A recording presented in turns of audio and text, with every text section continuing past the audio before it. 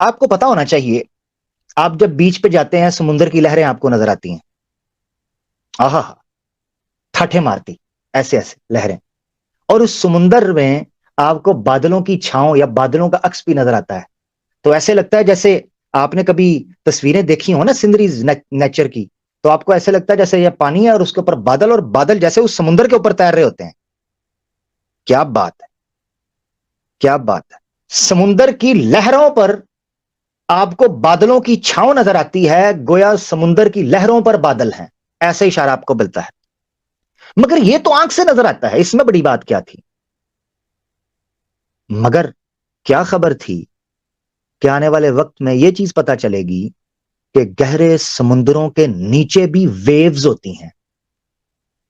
جب آپ گہرے سمندر میں اترتے ہیں تو کئی کئی میٹرز نیچے 600 فٹ 200 فٹ کی لہریں، ویوز آپس میں کرش کر رہی ہوتی ہیں ایک دوسرے کو اور بڑھ رہی ہوتی ہیں.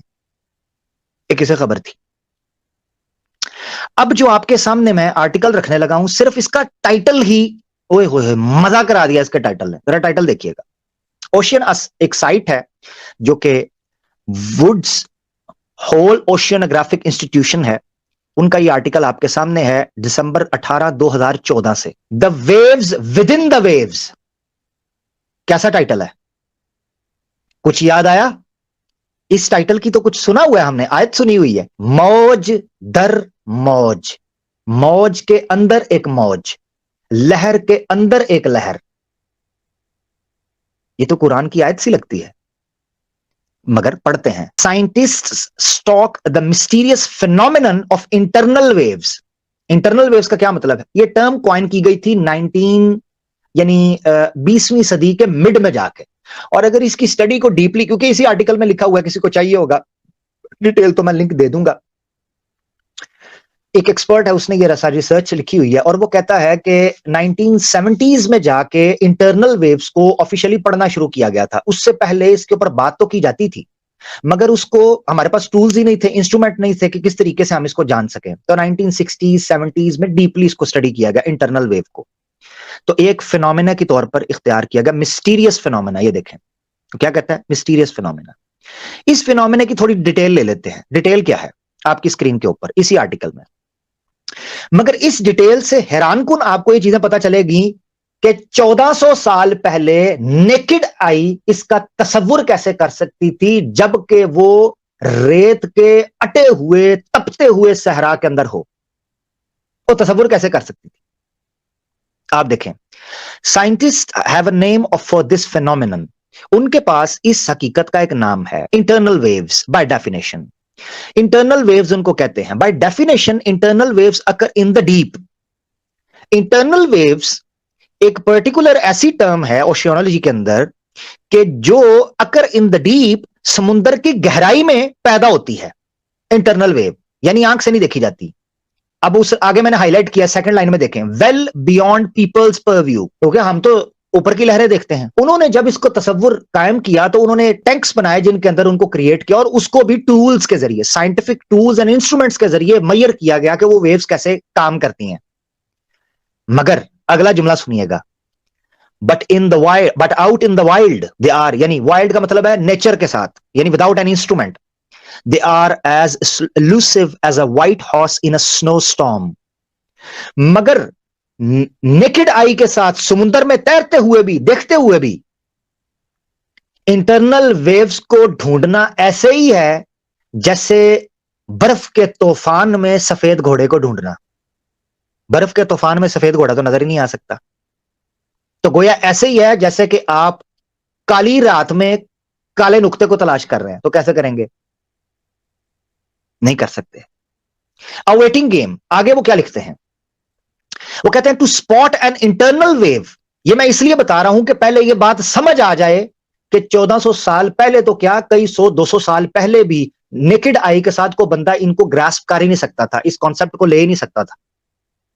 تو وہ کیا کہتے ہیں؟ A waiting game. کہتے ہیں to spot an internal wave requires scientific equipment. Internal wave کا جانچنا اور پتہ لگانا، اس کے لیے ضروری ہے کہ آپ کے پاس کوئی سائنٹیفک اکوپمنٹ ہوں، یعنی ٹولز ہوں کہتے ہیں science has never quite been able to predict ocean surface movements much less the movement of internal waves. کہتے ہیں سائنس تو ریسنٹلی سمندر کی سطح کے اوپر جو موومنٹ ہو رہی ہے نا، جو ہماری نظر کے سامنے ہے، نظر کے سامنے، اس کو نہیں دیکھ سکتی یا اس کے بارے میں ججمنٹ نہیں دے سکی ابھی تک مکمل، اس کو پریڈکٹ نہیں کر سکی. Much less the movements of internal waves. تو انٹرنل ویوز کے بارے میں اس نے کیا کھول کے بات کرنی تھی. تو چلیں قرآن کی آیت پڑھ لیتے ہیں آپ کی اسکرین کے اوپر.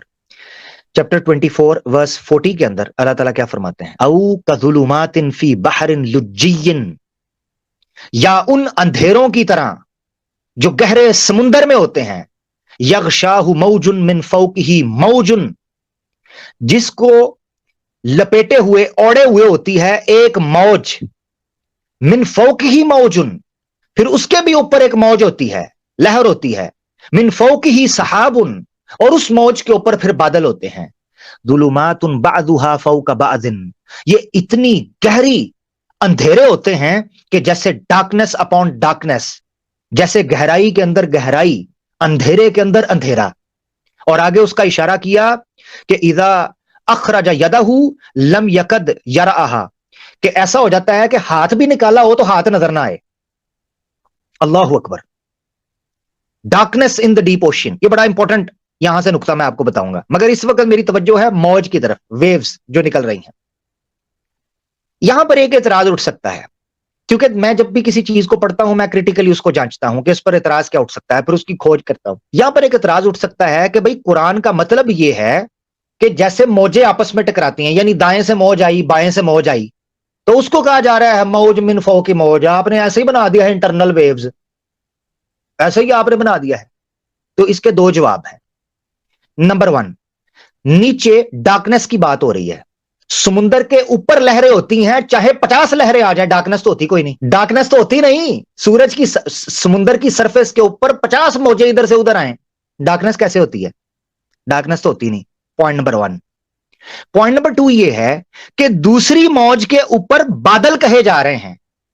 اگر یہ موجیں سطح سمندر کے اوپر ہو رہی ہوتی ہیں، سرفیس آف دا سی کے اوپر ہی، تو یہ کیوں کہا جاتا کہ اس کے اوپر بادل ہیں؟ کیونکہ بادل تو دونوں موج کے اوپر ہونے چاہیے. یہ کیوں کہا کہ اس موج کے اوپر یہ موج ہے اور اس موج کے اوپر بادل ہیں؟ اس کا مطلب یہ ہے یہ لیئرز ہیں. اللہ اکبر. لیئرز، کہ ایک لیئر نیچے ہے، اس کے اوپر ایک لیئر ہے اور اس کے اوپر بادل ہیں. دیٹ مینس کہ جو پہلی موج ہے جس کے اوپر بادل ہیں وہ سرفیس آف دا سی ہے، جو ویوز ہم نیکڈ آئی سے دیکھتے ہیں روز، جن کو ٹائیڈز سے بنتی ہیں وہ. اور کچھ لیئرز ایسی ہیں جو انٹرنل ویوز ہیں، جو نیکڈ آئی سے نہیں دیکھی جا سکتی ہیں. یہ اشارے ہیں اس میں. اب ایک اور پوائنٹ یہاں سے نکلتا تھا اسی کے اندر، چونکہ میں نے 5 بڑے رکھے ہیں، اسی کے اندر سے ایک نکلتا تھا ظلمات بعضها فوق بعض اذا اخرج يده لم يكد يراها. ٹھیک ہے، کہ ہاتھ باہر نکالیں اس سمندر کی تہہ کے اندر جہاں پر انٹرنل ویوز ہے، ہاتھ نکالیں نظر نہیں آتا. یعنی سمندر کی گہرائی میں ڈارکنیس ہے، اس کا تصور بھی پہلے نہیں تھا. اوشیانولوجی کے اندر جب ترقی کی گئی تو پتا چلا کہ روشنی جب سمندر کی سرفیس پر پڑتی ہے تو 3 سے 30% تک روشنی پہلے واپس لوٹ جاتی ہے. اور جو روشنی یعنی 7 کلرز ہوتے ہیں، جیسے رینبو ہوتی ہے، 7 کلرز میں سے 6 واپس لوٹ جاتے ہیں اور ایک نیچے تہہ میں اترتا ہے، اور وہ بھی میرے خیال سے چند میٹر کے بعد جا کر وہ بھی ختم ہو جاتا ہے. مگر اتنے میٹر تک کہ جہاں انسان غوطہ لگا سکے. یعنی انسان اگر پرانے زمانے کے اندر غوطہ بھی لگاتا ہوگا اس کو پھر بھی نہیں پتا چلتا ہوگا کہ نیچے اندھیرا ہے، کیونکہ اس کے نزدیک تو یہی ہے کہ جیسے نیچے روشنی چلی جاتی ہوگی سورج کی.